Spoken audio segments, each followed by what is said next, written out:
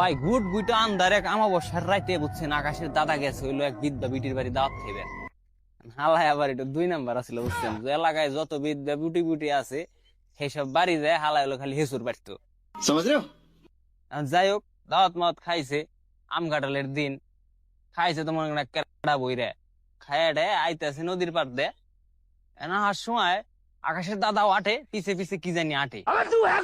সেই লোক হলো মনে করেন সেই সাহসী আছিল, মনে করেন একটু কবিরাজ টাইপ, তো মেলা কিছু জানেন তো, বিশাল সাহসী।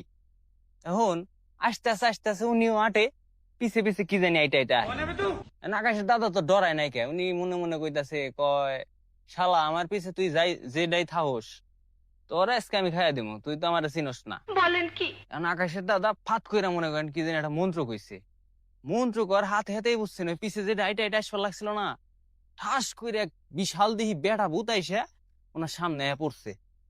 উনি তো আর মনে করেন ডরে টরায় নাই, উনি এটা কইছে তুই খারা। ভূত খারাইছে, খারাই মনে করেন একবার এটা সাজে ওইটা সাজে, বাঘ সাজে, বাল্লুক সাজে, আকাশের দাদা আর ডরায় না। এখন ভূত তো মনে করেন টেনশনে পড়ে গেছে, কই হালার আমি তাহলে ডর দেখাই কেমবা।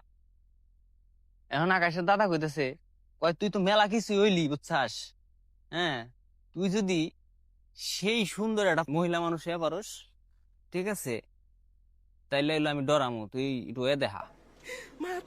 আকাশের দাদা তো মনে করেন আকাশের চাইতে বেশি পুংটা বুঝছেন, ভূত তো আর বুঝে নাই, ভূত হইলো ঠাস করে মনে করেন সেই সুন্দরী এক মহিলা মানুষ হয়েছে। আকাশের দাদা গাঙ্গের পারে হুয়ায়া শীত করে হুয়ায়া মনে করেন দিছে গগ গগ করে।